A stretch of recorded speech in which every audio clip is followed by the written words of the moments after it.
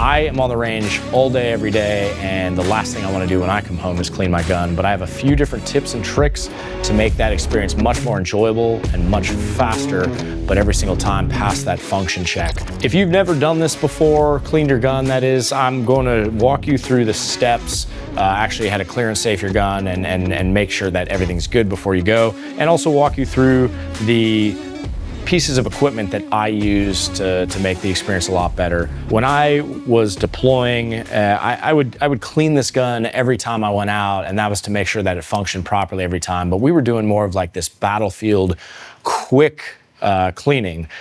So I've adapted that where I have this battlefield quick cleaning where it still takes about 3-4 minutes tops to clean my gun, sometimes even less than that. But I get deeper inside the gun and use like proper tools rather than just like a rag. But you don't need a lot. Some of the things that I've included here are the things that I use every single time I clean a gun, but you don't need all of it. I'll tell you some of the most essential. You need some kind of rag or cleaning device. The rag that itself, I don't like doing laundry, and quite frankly, I don't want to throw away like a perfectly good rag. So if I use a rag, unfortunately, like that's permanent for me. So I buy some of these shop towels. Shop towels are pretty strong. It's not like a paper towel napkin that just tears apart. And shop towels, they clean up grease really, really well. You can buy a whole roll of these for super cheap. Not a big deal. If you throw it away, nobody cares. I also use gloves. I didn't used to use gloves. I had this like manly bravado where I thought, I don't need gloves, I'll just do it all with my hands. And then I started realizing how much lead and cleaner and solvent and chemicals are getting in my hands and getting into my blood system. So I stopped doing that. I use these gloves. Sometimes they tear, that's okay. You buy a whole box of them for pretty cheap. And then you never have to worry about getting all this lead and bad products on you. I also use CLP or some kind of cleaner lubricant solvent to scrub away things, and then I use lubricant only for afterwards. Something to note on cleaners and solvents. This is something I never really thought about much when I first was buying guns. You kind of think that they're synonymous, but they're completely opposite. So the solvents are designed to strip away the lead. It's designed to strip away all the grease that's currently on the gun. And the lubricant is designed to put on afterwards and protect the metal and make sure it doesn't rust and keep the action functioning properly. A CLP is kind of a combination of the two, so it's safe to use. But you definitely want to make sure that if you ever use a pure solvent, something that is designed to scrub away, you absolutely have to clean that off, wipe it off, and then add a lubricant, or the gun's gonna rust completely. I did this one time with a rifle. I sprayed solvent all over it, and then I let it sit in my gun case for about a month, and I come back to a bolt that was lodged into the chamber, and we actually had to mechanically separate it. The gun was almost totaled.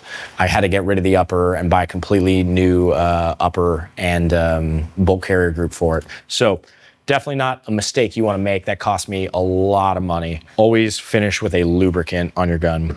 The next two pieces of equipment that I use are a scrub brush for inside the barrel. You definitely want to make sure that you have different sizes of these for the different calibers. For instance, 9mm, only for 9mm. You're not going to want to swap it out for your 223 or something like that. And then the pull should be the length of the barrel at least.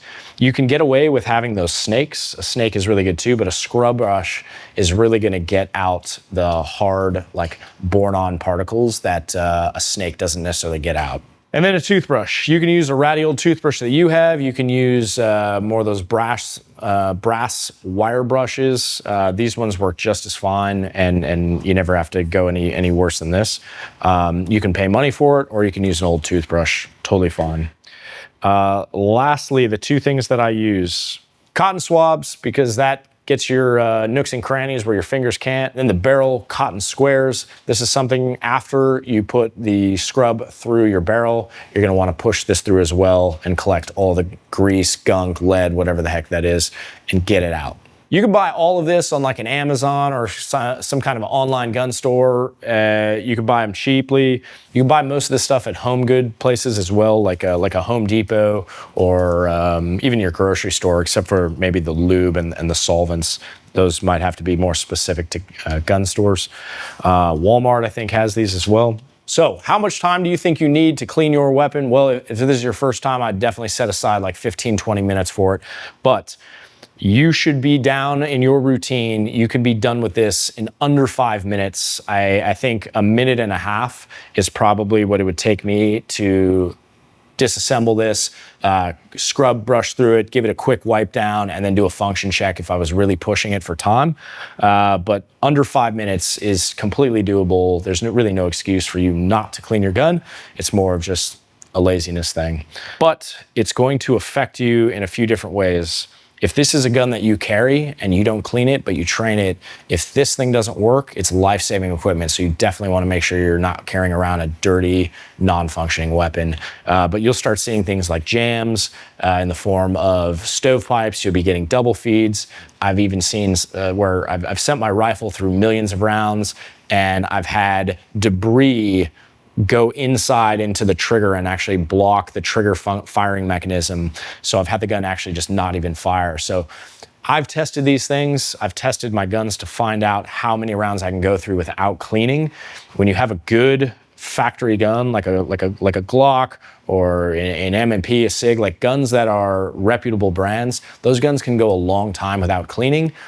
But you never want to rely on that. You definitely want to get it to that minimum viable product where the gun functions properly and there's no like debris that's going to stop it from actioning back and forth. So what I'm going to do is I'm going to clean my Glock right now. This is my carry every day, and I'm going to hit the timer to let you know how fast I can be doing it in while I'm talking and teaching you through it. So I'm going to take a lot of extra time to walk you through the safety measures. So whatever this time is, you can do it much, much, much faster, but this can give you a ballpark of like a reasonable time for a newer shooter or somebody who's never cleaned their gun before. So let's go ahead and hit the timer. I'm going to put on my gloves. And I do the gloves, like I said before, because it's just not worth getting all that lead in your system. So don't cheat on this part, because this is the part that if you are shooting on the range regularly, my lead levels have gone up so much in the past few years from cleaning guns that it's really just not a game I play anymore.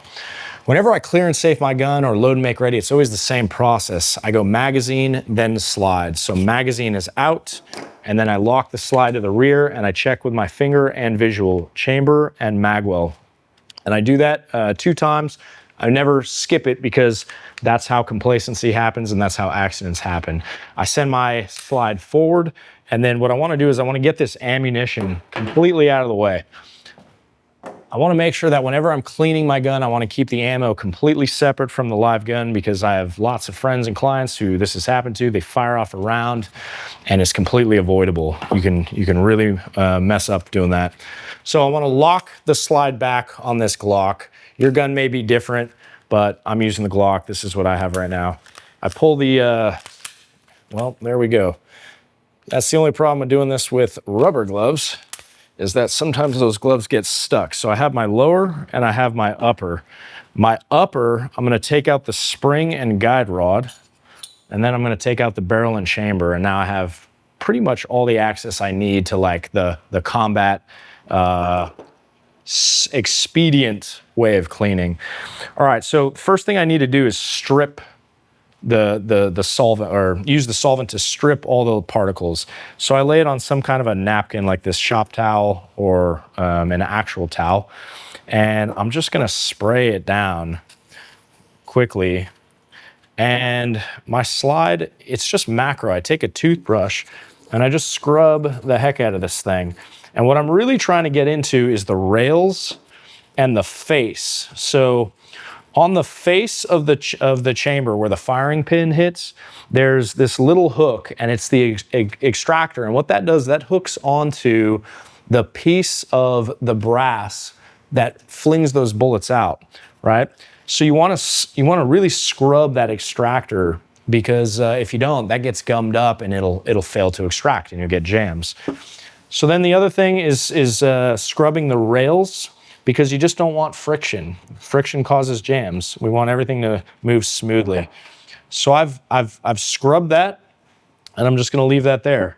I'm gonna do the same thing with my spring and guide rod. I'm just gonna spray it and then use my toothbrush and just really give it a gross scrub. I'm just trying to get all that nasty stuff off of it. And then lastly, with my barrel. My barrel, I'll spray the inside and I'll spray the outside. Pistol barrels are pretty resilient, but there is a piece on the pistol barrel where the feed ramp, right around that feed ramp, you get a lot of gunk, you get a lot of carbon buildup, and I want to scrape off all that carbon buildup because that is another thing that causes jams. Everything else on here is kind of just a rag will wipe it down. You don't need a toothbrush for too much on your barrel. And then lastly, I'm going to take this brush and I'm going to stick it through. Now there are some people, especially precision rifle shooters, who believe that you can only take your wire brush through in one direction, which is outboard, going out like a bullet. You can abide by that. I do that with my precision rifles. Pistols, I don't think it matters 1 cent, and I would love to see data if it actually affects the rounds. If you at home know that answer, go ahead and send that to me because I would stand corrected, but I can't imagine these guns shooting more or less accurate based on the direction I send that brush. All right, so what am I gonna do? I'm gonna take a bunch of napkins and rags, and I'm just gonna clean up all that carbon that has been scraped off. And if I see any more, you know, something you can use if these tools aren't enough and the carbon is built up, kind of like it is right here, you can take a knife or a flathead screwdriver or any other kind of instrument that's really, really sharp and just scrape away at it, right? That's what you would do if you had a lot of buildup. This is just a little tiny buildup, so I'm just gonna scrub a little bit more, and I see that it comes off, and I'm good to go. I'm gonna wipe down the same thing here, and I'm gonna wipe down the ins and outs of the slide. CLP is a great thing you can use, although there's tons of products out there that are just as good or even better, but it's a great thing to use because it's kind of an all-in-one. You can use CLP as your lubricant in some cases. I just prefer really not to. I like to use a separate lube. And then, oh, let's not forget about the bottom of this gun. So the lower half of this gun is gonna have all these kind of internal parts. And what we wanna do is we wanna get a nice spray in there, even in that mag well, so we don't get too much friction and dirt in that mag well. And we're just gonna take our brush and scrub the heck out of this thing.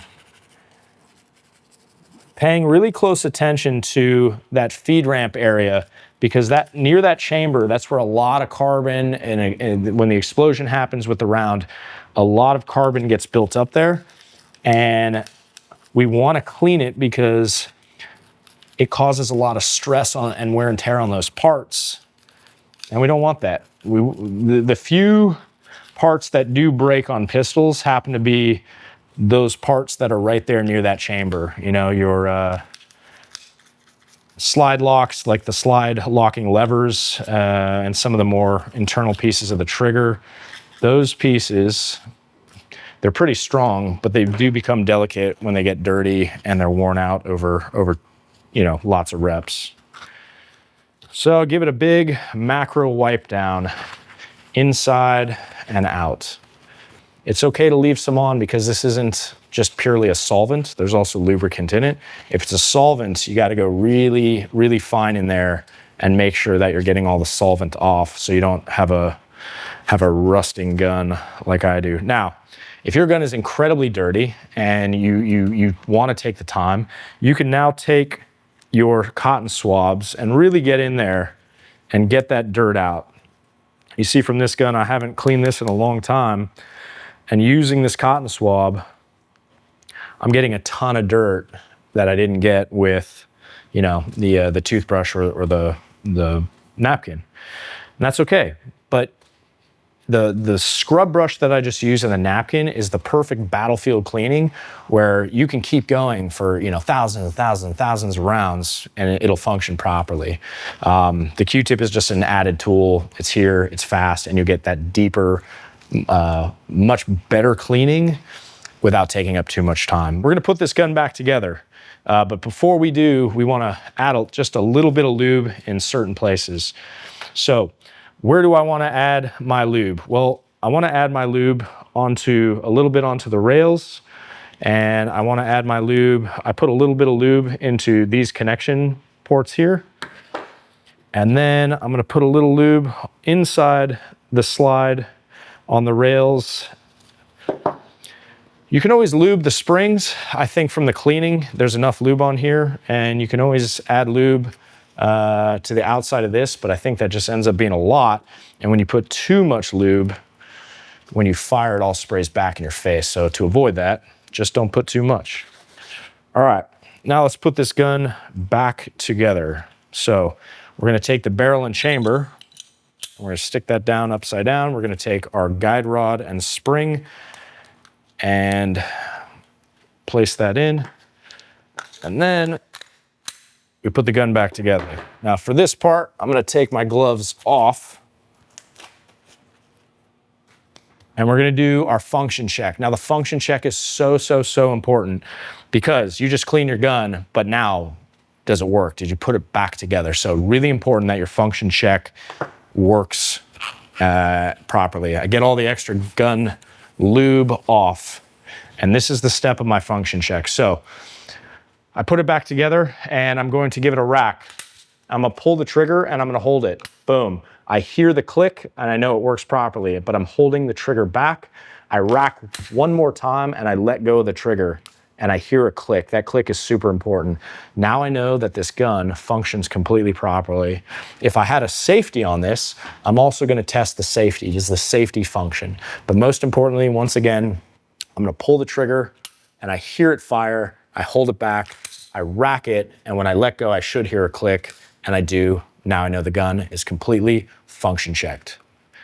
Lay it back down, take a look. That was 10 minutes of me talking, explaining this to you. The gun is like very cleaned. It's not that white glove clean, but who needs that? If you keep your guns in a antique safe, if you keep them out for show, you want that white glove treatment. But if you're actually using these tools every single day, you just need the down and dirty so it functions properly, and it does. So when I say white glove inspection, what I'm referring to is literally that like Marine Corps boot camp style where, you know, you walk up with a white glove, and if you touch any place on this gun, there should be no grime, no dust, no like black residue on there. So that white glove inspection is actually taking your gun and, you know, besides taking the slide off, you're actually pulling the pins out. You're pulling out the trigger mechanism. You're pulling out a lot of the internal pieces and getting in there really deep with your Q-tips and essentially disassembling the gun down to its lowest common denominator. That type of cleaning is necessary occasionally, once a year if you don't shoot it, once every 2 years if you rarely shoot, but it could be monthly. If you're shooting every single day, that white glove inspection might be required every single month. So it's really dependent on the functionality of your gun at the time when you're cleaning it. I had mentioned earlier that if you have a gun that's like an antique, or you just keep your gun stored in a vault and you don't take it out regularly, that deep cleaning is something that's different from this. But, you know, a tip on that is once you clean it and you store it, you definitely want to make sure you have a lubricant across the entire gun. So something I like about CLP is that it does leave like the oily residue behind. So when you store it, it keeps everything protected. I actually don't use CLP for that. I use silicone spray. So silicone spray is something you can buy at any hardware store. You can buy it on, you know, Amazon. Super cheap. And what I do is if I'm planning on setting my guns, like I have 1911s that I don't shoot every day, I take that gun after I clean it, and then I spray silicone spray completely over the gun, everything on it, you know, maybe except for the optic. And I spray it all over it, and then I store it. I just leave it wet, and then you'll come back to it months later, years later, and the gun doesn't rust, the gun is lubed, and you know, if it's a little oily, who cares? You just wipe it off before you use it. But that's a definite thing you want to use if you're storing your guns. Some kind of silicone spray or like an oil residue like a CLP, where it's just going to protect it from the elements over time. So there you have it. Cleaning your gun is never fun, but it can be much better, much more enjoyable, and also much quicker if you know how to do it. Most important is that you're using the right equipment and the right tools so that you don't rust over your gun. Most importantly is the functionality. So at the end of every single cleaning you do, that you do that function check so that the gun operates properly when you need it. It is life-saving equipment after all. If you like what you saw, make sure you subscribe and hit that like button. We have a lot more content coming out on this, and we would like to hear from you at home what you want to see. But more importantly for me, I'd like to hear what you guys do for your cleaning. Do you use that white glove inspection? Or do you use more of the battlefield expedient way to clean your gun? And if so, let us know how often you use your guns.